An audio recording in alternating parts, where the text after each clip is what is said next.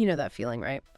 Maybe it's like 3 a.m., your mind's just racing. Maybe you've just gone through something awful, a breakup, or I don't know, you're grappling with something really heavy, and you just desperately need someone to talk to, but like, who do you call then? Or maybe you're just, well, too embarrassed, too vulnerable maybe, to tell a real person what's actually going on. It's such a human thing, isn't it? That need for connection, for understanding, especially when we feel vulnerable, and it's often when we feel most alone that this need just becomes huge, Okay. overwhelming. Exactly. And okay, here's where this deep dive gets really fascinating, maybe even a bit shocking. For a surprising number of people now, the answer to that feeling, that need, it's turning to ChatGPT. Yeah, you heard that right. People are pouring out their deepest fears, their, relationship disasters, even suicidal thoughts to an AI chatbot. Well, on the surface, you can kind of see why it might seem appealing. I mean, it is free. It's there 24/7, literally always on. And it seems like it won't judge you. And actually, our source material points to something else, too, this unique kind of perceived safety. There's no fear of, social awkwardness or saying the wrong thing, no difficult silences. And for a lot of people, that total anonymity, it feels like a safe harbor when talking to a human just feels too risky or complicated. Yeah, that feeling of comfort, that's a powerful pull, no doubt. But what really blew my mind when I was looking into this material was this. Sam Altman, the CEO of OpenAI, right, the company that built ChatGPT, he is actively warning people not to use it as a therapist. I mean, just think about that for a second. It's like the inventor of the car telling you, hey, maybe don't drive this thing off a cliff. Yeah. It just immediately makes you ask, why? Why would he warn against his own, groundbreaking invention? Hmm. And what's really striking is that warning coming from inside, from the creators themselves. It gives it real weight, doesn't it? It sort of forces us to look past the convenience, the easy access, and really question what's actually going on underneath. And that's exactly our mission for this deep dive. We're going to unpack why Sam Altman is saying this. We'll delve into what our sources are calling the unsettling reality about using AI as a therapeutic tool and explore what all of this means for you listening right now and, your well-being. This feels like a really crucial conversation, and it's drawing directly on the insights from the material we've looked at. So let's start by digging into that unsettling reality. Okay, so when we look at why ChatGPT seems appealing, our sources highlight that it looks like a good listener. It gives responses that sound empathetic. Sometimes it even offers what seems like thoughtful advice. And crucially, it never gets tired of your problems.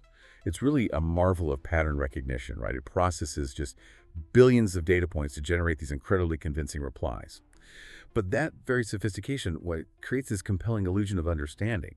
The machine is basically performing a super complex statistical trick. It's not engaging in consciousness or feeling empathy. And that's a huge distinction for mental health support. Right, and that distinction, that's the absolute core of the problem here, because the unsettling reality, like the source material lays it out, is that it doesn't actually understand you at all. It's not sentient, it doesn't have consciousness or feelings or genuine awareness like a human does.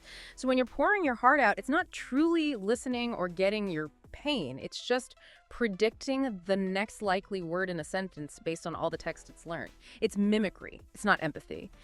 And the really insidious thing about this mimicry, it isn't just that it's fake, it's that it can accidentally validate or even reinforce unhealthy thought patterns, or it might fail to challenge, destructive ways of thinking precisely because it lacks any real insight into human psychology. And that leads to a critical question.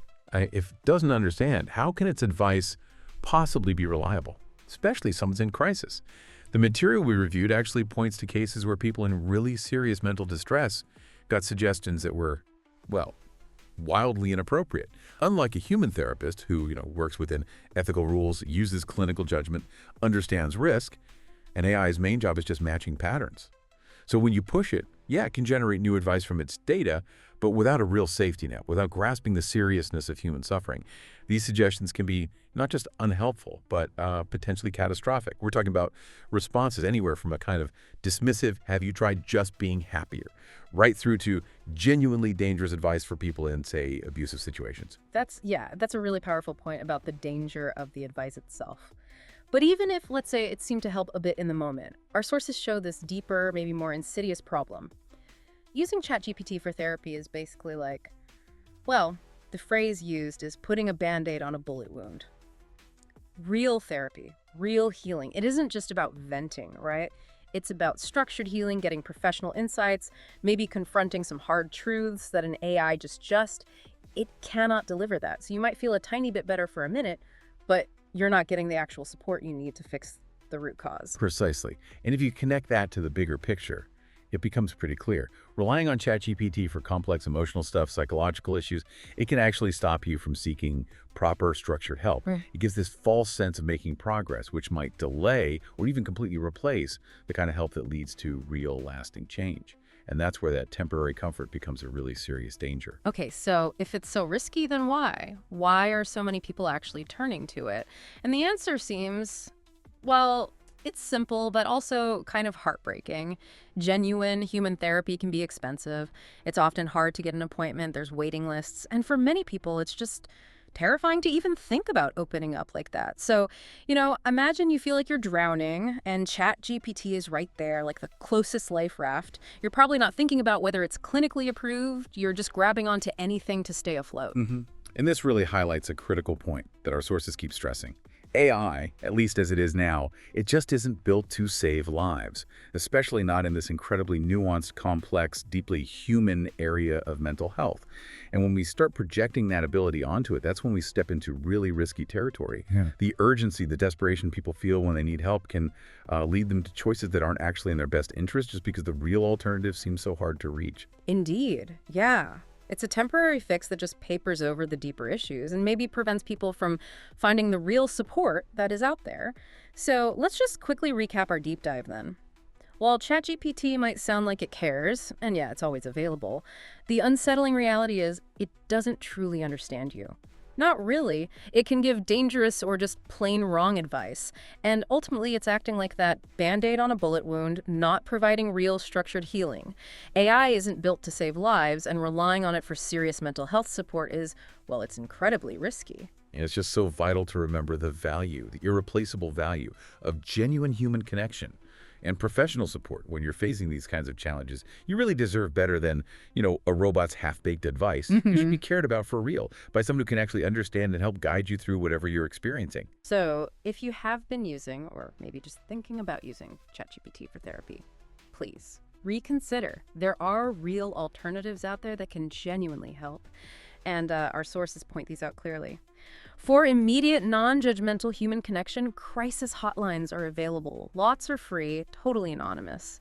Online therapy platforms, they can be much more affordable than people think, and they break down barriers like geography, giving access to licensed professionals. And things like support groups offer this incredible sense of community, shared experience. They remind you, you're not alone in this. Reach out to someone who can truly be there for you, because you are absolutely worth that. Yeah. And as we wrap up this deep dive, it does leave us with, I think, an important question for you, the listener, to maybe reflect on. If you have ever found yourself turning to an AI for emotional support, what really stood out from that experience? Did it feel like it genuinely helped? Or did it perhaps, looking back, maybe make things feel a bit more complicated? Something to think about.